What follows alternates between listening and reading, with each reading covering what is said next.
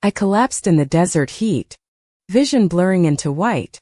A stranger's arms caught me before I hit the sand. She smelled like sunscreen and something impossibly calm. Steady. Stay with me, she whispered, lifting me like I weighed nothing. Miles of nothing stretched between us and the nearest road. She carried me anyway, refusing to stop, refusing to rest. I woke up in her arms, and everything after changed forever. My name is Mia Sanders, 27. A graphic designer from Denver who spent years hiding who I really was from the people I loved most. That summer I flew to California alone, running from my mother's expectations, never imagining the desert would hand me my whole future in a stranger's arms. I had booked the Joshua Tree trip on a whim, 3 days after breaking off an engagement to a man my mother adored and I never loved. The ranger station recommended a sunrise hike. Warning about heat. Warning about water. Warnings I brushed aside because I needed to feel something real. By 10 in the morning the trail shimmered like a mirage, and my water bottle had been empty for almost an hour already. The last thing I remember was a boulder shaped like a fist, and then the ground rushing up to meet my face. When I opened my eyes, a woman in a park ranger uniform was pressing a cool cloth against my forehead, murmuring my name like she already knew it. Mia, right? Your permit, she said, tapping the paper sticking out of my backpack pocket. Green eyes steady despite my obvious panic. Her name was Jordan Ellis, and she had been patrolling that exact stretch of trail for 6 years. A fact she mentioned to keep me talking. The nearest vehicle access was 4 miles back. So Jordan hoisted me onto her back without asking permission, and I was too dizzy to argue. She talked the entire way. About desert tortoises, about wildflowers, about anything that kept my mind off the nausea rolling through my stomach. Halfway there she stopped under a Joshua tree's thin shade, pressed water to my lips, and said, "You're going to be fine. I've got you." Something about the way she said it, certain and unshaken, made me believe her completely, which scared me more than the heatstroke had. At the ranger station, she wouldn't leave until the paramedics confirmed my vitals were stable, hovering at the door like she had appointed herself my guardian. "Come back tomorrow," she said as I left, "and I'll actually teach you how to survive out here." I laughed, and I agreed. I extended my trip by a week, telling my mother it was for self-reflection, which wasn't a lie, just an incomplete one. Jordan taught me to read the sky for heat, to spot shade before I needed it, and somehow, to trust my own instincts again. We started meeting every evening after her shift, sitting on sun-warmed rocks while the sky turned orange, then purple, then finally black and full of stars. She told me about growing up in Barstow, about choosing this isolated life on purpose, about loving silence the way other people loved noise. I told her about Denver, about the marketing job I hated, about the engagement I had run from without fully understanding why until now. "Why did you leave him?" she asked one night. And I said, "Because I never once felt what I feel talking to you right now." The silence after that lasted only a few seconds, but it felt like the entire desert was holding its breath along with me. She didn't move closer, didn't push, just said quietly, "I felt it too. Since the second I put your arm over my shoulder." That was the night she first held my hand, her palm rough with calluses, warm despite the cooling desert air around us. I flew home 3 days later with her number saved under Desert Ranger, too afraid to name what I already knew was happening. We texted constantly. Photos of Denver skylines traded for photos of desert sunsets. Small ordinary moments stitched into something that felt extraordinary. 2 weeks in, she called instead of texting, and I answered on the third ring, my heart embarrassingly loud in my own ears. "I can't stop thinking about you," she admitted, voice rougher than usual, and I pressed the phone tighter against my ear like it might disappear. I told my sister Katie first, sitting in her kitchen while she made coffee, watching my face carefully before I even finished the sentence. "A woman," Katie repeated, and then, without missing a beat. Okay. Tell me everything. And don't leave out the desert carrying part. Katie's easy acceptance felt like water after years of drought, though I knew our mother would be an entirely different kind of storm. I booked another trip to California. Officially for work, unofficially to see if what I felt in the desert would survive real life. Jordan met me at the airport with a handwritten sign that said, "Denver's finest," and I laughed so hard I nearly cried in the terminal. That weekend she took me to her favorite overlook. A place with no cell service. Just rock and sky and the two of us. "I've never brought anyone here," she said. And something in her voice told me this mattered more than the words alone suggested. We kissed for the first time as the sun dropped behind the mountains. Her hands careful on my face like I was something breakable. I wasn't breakable. Not anymore. Not since the woman beside me had carried me across 4 miles of unforgiving sand. We spent the next 3 days barely leaving her small ranger cabin, learning each other in a way I had never learned anyone before. "What happens now?" I asked on my last morning. Terrified of the answer. Terrified more of not asking at all. "Now," Jordan said, "you figure out if Denver is really where you want to be. And I keep waiting. However long that takes." I flew home with a decision already forming, though I wasn't brave enough yet to say it out loud to anyone, especially myself. 6 months of long distance followed. Flights every few weeks. Video calls that stretched past midnight. A relationship built across 1,000 miles. My mother, Diane, noticed my frequent trips west and assumed, hopefully, that I had reconciled with my ex-fiancé, a man named Ryan Bennett.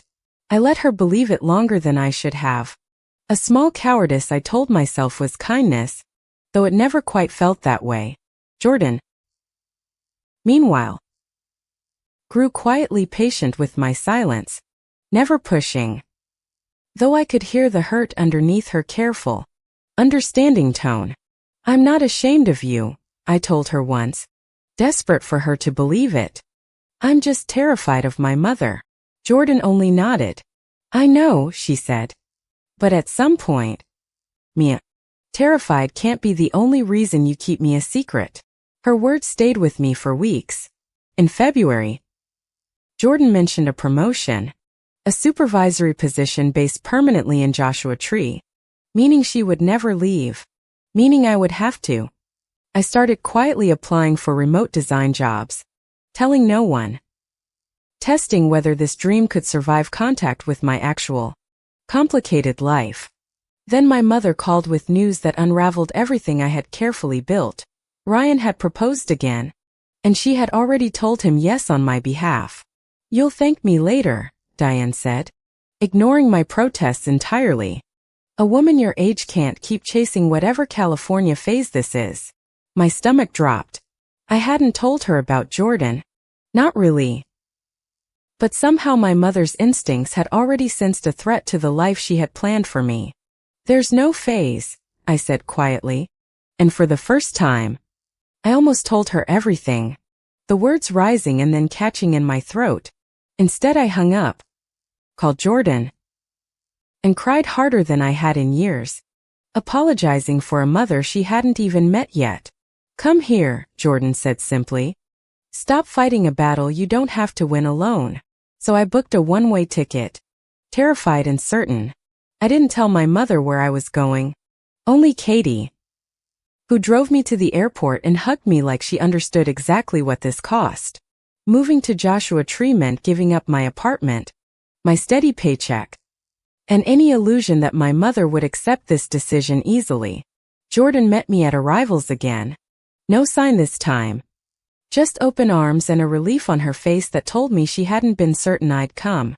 We settled into her small house near the park entrance, and for the first weeks, everything felt like the honeymoon we had never officially had. I freelanced from a corner desk overlooking the mountains, slowly building a client list, slowly building a life that finally felt entirely mine. Then Diane called, furious, having learned through a cousin that I had run off to California with some woman, her voice sharp as broken glass. "Is it true?" she demanded. And this time I didn't hang up. Didn't soften it. Just said, yes. Her name is Jordan. And I love her. The silence on the line stretched so long I thought the call had dropped, until my mother said, don't call me until you've fixed this, and hung up. I sat on Jordan's porch steps for an hour afterward, staring at the mountains, feeling both lighter and more shattered than I had in years. Jordan sat beside me, not speaking, just resting her hand against my back, letting me feel the full weight of what I had just lost. She'll come around, Jordan offered. Though her voice carried doubt she was clearly trying to hide. For my sake more than her own. You don't know my mother, I said. She hasn't spoken to her own sister in 30 years over something similar. Jordan went very still at that. What sister? She asked. An odd tightness in her voice that I didn't understand until much later that same evening. I explained what little I knew. My mother's older sister, Roberta. Exiled from the family decades ago. Never discussed. Her name practically forbidden at holidays. Bobby, Jordan said quietly. And something shifted behind her eyes. A memory surfacing that clearly startled even her. You know her? Asked. Done. And Jordan admitted that a woman named Bobby had mentored her when she first became a ranger. Years before. She used to run a small nature center outside Barstow, Jordan said slowly. She talked about a sister once. Diane. I never connected the names until now. I sat frozen. The desert suddenly feeling smaller. Tighter. Like fate had been quietly stitching our families together long before we ever met. Is she still alive? Asked, my voice shaking. And Jordan nodded. Last I heard. She moved north a few years back. I could find out more. I didn't tell my mother about this discovery. Not yet. Unsure whether it would heal something or simply reopen wounds better left closed. Instead I focused on building my new life. Though guilt over my mother's silence sat heavy in my chest every single day. 3 months passed without a word from Diane, while Katie relayed updates in careful, neutral texts that tried not to take either side. Jordan and I settled into a rhythm. Dinners shared after her shifts. Quiet mornings before mine. A domestic peace I had never let myself imagine wanting. Then Ryan showed up unannounced. Having flown out at my mother's urging. Determined to talk sense into me before it was, in his words, too late. I met him at a diner alone. Jordan waiting in the car outside. Giving me space to handle a conversation that belonged to my old life. Your mom thinks this is a phase, Ryan said carefully, though his eyes wouldn't quite meet mine. Something guarded and unfamiliar in his posture. It's not a phase. Ryan. I love her. He flinched, then exhaled slowly, glancing toward the door like he was gathering courage for something. Can I tell you something? He said. That I've never told anyone. Including your mother. I nodded, bracing for anger I never actually received. I'm gay, Ryan said quietly. I proposed because it was easier than admitting it. To my family. To myself. I'm sorry I let you almost marry into that lie. I stared at him. The pieces of our strange, sexless engagement suddenly clicking into place with startling, almost funny clarity. We were both hiding, I said finally. And for the first time since the breakup, we laughed together. Two people released from the same quiet trap. Ryan admitted he had a boyfriend back home. Someone named David. Someone his own family didn't know about either. A secret mirroring mine entirely. Maybe we tell our mothers together, I offered. Only half joking. And Ryan's laugh cracked into something that sounded almost like hope. He left that afternoon promising to think about it. And I returned to the car feeling lighter than I had in months, despite everything unresolved. Well, Jordan asked. And I explained everything. Watching her expression shift from worry to disbelief to genuine, surprised laughter by the end. So the perfect fiancé was also hiding, she said. Your family's secrets have secrets. Mia. I couldn't argue with that assessment at all. That night I finally called my mother. Prepared for rejection. Prepared for silence. Prepared for anything except what actually happened next. Ryan called me, Diane said flatly. Before I could speak. He told me everything. I don't know what to do with any of this. Her voice sounded hollow. You don't have to do anything tonight, I said gently. I just need you to know I'm happy. Mom. Genuinely. Completely happy. She didn't respond. I need time, she finally said. And hung up again. Though this time it felt less like rejection and more like someone drowning. Gasping for air. Weeks passed in tense quiet. Katie reporting that our mother had started therapy. Something she had scoffed at her entire life before now. Jordan encouraged patience. Though I could tell the uncertainty was wearing on her too. The not knowing whether my family would ever accept us.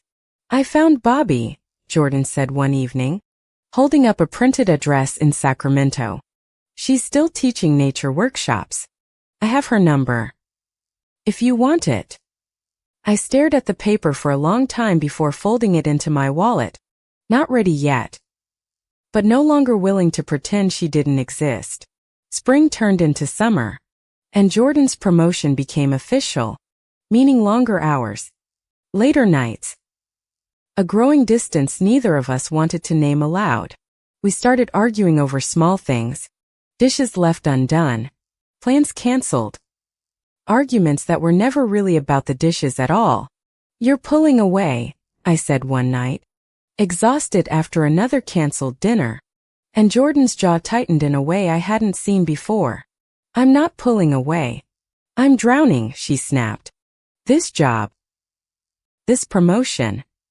It's more than I expected. And I don't know how to say that without disappointing you. I softened immediately, realizing I had been so focused on my own family's turmoil that I had missed hers building quietly beside me.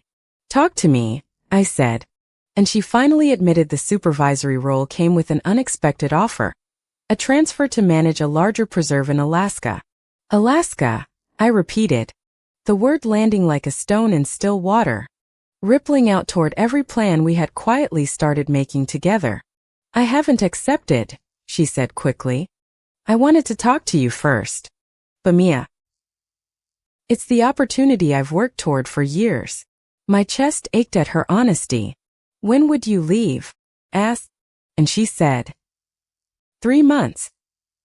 If I say yes, each word landing heavier than the last between us. That night we didn't resolve anything. Just lay tangled together in silence. Both of us aware that our future had suddenly split into two paths. Over the following days, I threw myself into research. Remote design contracts. Cold weather gear. Anything that might make following her feel possible. You'd really move to Alaska? Katie asked over the phone. Incredulous. And I realized how far I had come from the woman who once feared change entirely. I moved to the desert for her, I said. I think I'd move anywhere. If it meant not losing what we built. Katie went quiet. Then said. Wow. Jordan. Meanwhile, grew withdrawn. Wrestling privately with guilt over asking me to uproot my life again so soon after the last upheaval. I don't want you to resent me, she admitted one night. I've seen it happen. People giving up everything and then blaming the person they gave it up for. I'm not Ryan, I said softly. I'm not marrying someone to avoid a truth. I'm choosing you because I actually want to. She pulled me closer. Unconvinced but comforted. A week later, an email arrived that complicated everything further. An old colleague of Jordan's, Sam Carter, had also been offered the Alaska position. Sam and I dated. Years ago, Jordan admitted carefully.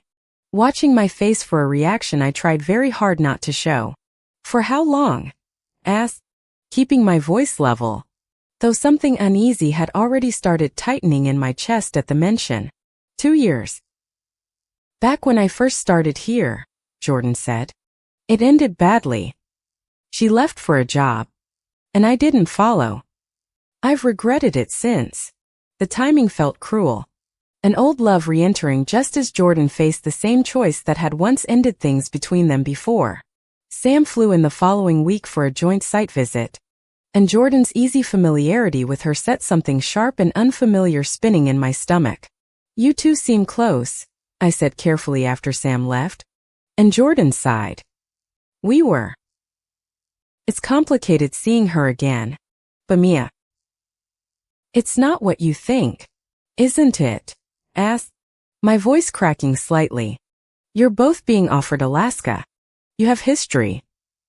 I'm just the newest complication in your life." Jordan looked stricken. "Don't do that," she said. "Don't make yourself small because I made a mistake mentioning an ex badly. You are not a complication to me." I wasn't fully convinced.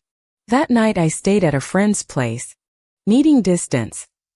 Needing to think without Jordan's presence clouding every rational thought I tried to have. Katie called, sensing something wrong through my clipped text, and I finally admitted my fear, that I was about to lose everything for someone unsure of me. "Is she unsure of you?" Katie asked carefully. "Or are you unsure of yourself?" After everything with Mom and Ryan, the question landed harder than I expected. I sat with that thought for 2 sleepless nights, replaying every insecurity I had carried since childhood, since Diane's constant conditional love. On the 3rd day, Jordan showed up at my friend's door, exhausted, having clearly not slept either, holding a folder I didn't recognize at all. "I turned down Alaska," she said before I could speak. "Sam took the position. I'm staying here, with you, if you'll still have me." I couldn't move. "Why?" asked, needing to hear it, needing the words instead of assumptions I had been drowning in for days. "Because carrying you across that desert was the easiest decision I've ever made," she said. "And letting you walk away would be the hardest mistake." We stood there for a long moment before I finally stepped forward, letting the fear of the past week dissolve into something steadier, something chosen. "I'm sorry I panicked," I said, and Jordan shook her head. "You didn't panic. You protected yourself. I should have told you about Sam sooner. We agreed to do better." That reconciliation, though, coincided with news from Denver that pulled my attention sharply away from our fragile, healing peace. My mother had been hospitalized after a minor cardiac scare, stable but shaken, and suddenly refusing to see anyone except, oddly, Aunt Bobby. Katie explained that during her scare, Diane had asked repeatedly for her sister, a name she hadn't spoken willingly in over 30 years. I called Jordan immediately, and within an hour she had Bobby's Sacramento number pulled up, ready to help however I needed her. I called the number with shaking hands, and a warm, unfamiliar voice answered, older but unmistakably kind, unmistakably related to the mother I knew. "Bobby," I said. "My name is Mia. I'm Diane's daughter. She's in the hospital, and she's been asking for you." A long silence followed on the line. "I'll be there tomorrow," Bobby finally said, voice thick with something between grief and relief 30 years in the making. I flew to Denver that same night, Jordan insisting on coming with me despite my protests, saying, "You carried yourself through enough alone already." At the hospital, Diane looked smaller than I remembered, fragile in a way that had nothing to do with the illness itself. "You came," she whispered when she saw me, and then her eyes moved past me, landing on Jordan, standing quietly by the door.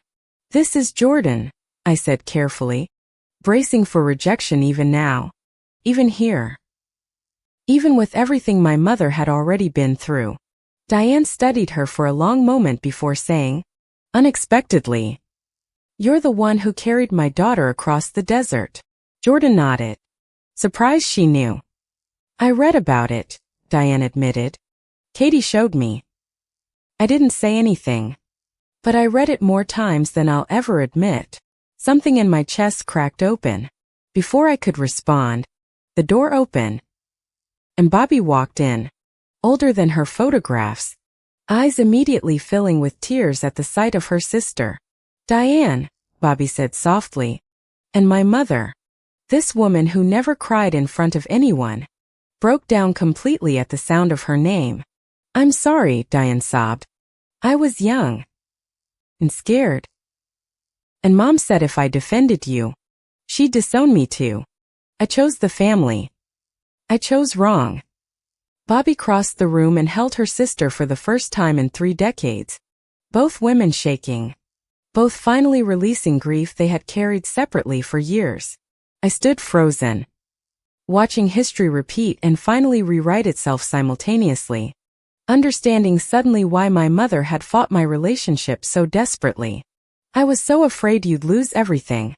The way she did," Diane admitted later, looking at me. "I didn't want that pain for you. I just didn't know how to say it." "You could have just said it," I told her gently. And she nodded, tears falling freely now. "I know that now. I'm sorry it took almost losing my heart to learn it." Bobby stayed the entire week, and slowly, carefully, our fractured family began stitching itself back together, thread by uncertain thread. "I always wondered if you had someone," Bobby told me one evening. "Someone who'd carry you, the way I never had anyone carry me." I hugged her tightly. Diane, once discharged, insisted on meeting Jordan properly, sitting across from her at dinner with the same sharp scrutiny she once gave Ryan. "Do you love my daughter?" Diane asked bluntly. And Jordan, without hesitation, said, "More than I've loved anything, including a job in Alaska I turned down for her." Diane's eyes softened at that, something shifting permanently behind her guarded expression. 30 years of fear finally beginning to loosen its grip. "Then welcome to the family," Diane said quietly, extending a hand Jordan shook with visible, grateful relief. The tension of months finally breaking. Ryan visited too, bringing David openly for the first time. And Diane, exhausted from one revelation, absorbed the second one with surprising grace. "I clearly missed a lot," she said, half laughing, half crying, looking around a table full of truths she had spent decades avoiding entirely. Katie squeezed my hand under the table, whispering, "This is the family dinner I always hoped we'd have." And for once, I fully agreed with her. Back in Joshua Tree, Jordan and I settled into a quieter rhythm, the crisis behind us, the future finally feeling solid instead of fragile. We visited Bobby in Sacramento monthly, watching her and Diane rebuild a relationship neither had believed possible just months before. "I want to renovate the old nature center," Bobby announced one visit, "with Jordan's help. If she's willing." Jordan's face lit with genuine excitement at the idea. The project became something Diane joined too. Funding supplies, learning to build shelving, finding purpose in repairing what her silence had once damaged. One evening, watching them work together, I realized how far we'd all traveled from that hospital room, from that desert trail, from decades of silence. Jordan proposed on the same overlook where we'd shared our first kiss. No cell service, just rock and sky and the two of us again. "I don't have a ring yet," she admitted, laughing nervously. "But I have a question I can't wait any longer to ask you." I already knew my answer. "Yes," I said before she even finished, and she laughed. Relief, sliding a simple braided cord onto my finger as a temporary promise. We called Diane first, and she cried again. This time from something entirely unfamiliar to both of us. Uncomplicated, unguarded happiness. "I'm coming to the wedding," Bobby declared immediately. "I missed enough of your mother's life. I won't miss this." Diane squeezed her sister's hand tightly. Planning the wedding became its own small miracle. Diane insisting on hosting, Katie designing invitations, Ryan and David offering to help with catering. "Never thought I'd help plan my ex-fiancé's wedding to a woman," Ryan joked. And I said, "Never thought you'd be dating a man named David. We're even." We chose Joshua Tree for the ceremony, the exact overlook where Jordan first told me she'd never brought anyone else, now filled with folding chairs and flowers. The morning of the wedding, Diane helped me dress, hands trembling slightly as she fastened the small pendant that had belonged to her own mother. "I wish she could see this," Diane said quietly. Meaning her mother. Meaning the grandmother who had demanded Bobby's exile decades before. "Maybe it's better this way," Bobby offered gently. "Some healing only happens once certain people are gone. I've made peace with that." Diane nodded slowly. Katie walked down first, followed by Bobby. Both women crying before the ceremony had even properly begun, overwhelmed by everything the day represented. I walked toward Jordan with my mother beside me, her arm looped through mine, steady in a way I never imagined possible a year earlier. Jordan stood waiting in a simple blue dress, hair loose in the desert wind, looking exactly like she had that first day, calm and certain. "I once carried you across this desert," she said during her vows, "and I intend to keep carrying you for the rest of our lives together." "You already have," I answered, voice breaking. "Every single day since. You've carried me toward becoming someone brave enough to stand here." Diane wept openly. We exchanged simple rings. Nothing extravagant. Both of us agreeing that the desert itself was extravagant enough for any celebration we could imagine. As the sun set behind the mountains, painting everything gold, Diane stood and raised her glass, silencing the small gathered crowd. 30 years ago, I made a choice out of fear that cost my sister everything, she said. Today, I choose differently. To my daughter and her wife, welcome home. The word wife landed on me like warmth after a long, uncertain winter, spoken freely by the same mouth that once demanded silence. Bobby raised her own glass next. "I never thought I'd stand in this family again," she said. "But love, turns out, finds its way back eventually." Ryan and David danced together openly for the first time at any family gathering. No whispered explanations. No careful distance between them anymore. Katie caught my eye across the celebration, mouthing, "I'm so happy for you." And I felt, for the first time in years, entirely, completely whole. Jordan pulled me into the first dance. The same desert wind from our first meeting brushing against us, carrying the scent of sage and possibility. "Any regrets?" she asked, teasing. And I shook my head. Only that I didn't get heatstroke sooner. If this is where it eventually led me. We built our life slowly after that. Jordan continuing her ranger work. Me expanding my design business to include the Nature Center's new branding.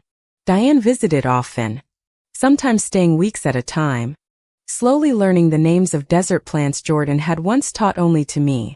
"I like it out here," she admitted one visit. "It's quiet enough to hear yourself think," which I clearly needed for about 3 decades. I laughed. Bobby and Diane co-taught workshops at the renovated Nature Center. Sisters again. Finishing each other's sentences like the 30 lost years had simply folded away. On our first anniversary, Jordan took me back to the exact trail where she'd found me. Water bottles full this time. No emergency required. "Thank you," I said, "for not letting me become another statistic out here. And for somehow becoming the rest of my whole life instead." "Thank you," Jordan answered, "for trusting a stranger enough to let her carry you, and then trusting her enough to build an entire future together." We stood at the same boulder shaped like a fist, no longer a place of collapse, but a marker of exactly where everything real had begun. My mother's healing continued slowly, imperfectly, but genuinely. Each visit peeling back another layer of the fear she had carried since girlhood. Katie eventually moved closer too, drawn by the family warmth blooming steadily in the desert. A warmth none of us had believed possible a year before. Sometimes I still think about that morning, dizzy and terrified, certain the desert had defeated me, never imagining it was quietly giving me everything. The trail became something of a family joke, retold at every holiday. The day Jordan carried Mia into the rest of her life. I used to believe love required hiding pieces of myself to survive. The desert, and the woman who carried me through it, taught me otherwise entirely. Some journeys begin with collapse and end in belonging. And mine, carried across the sand by the right person, finally led me all the way home. Fendi.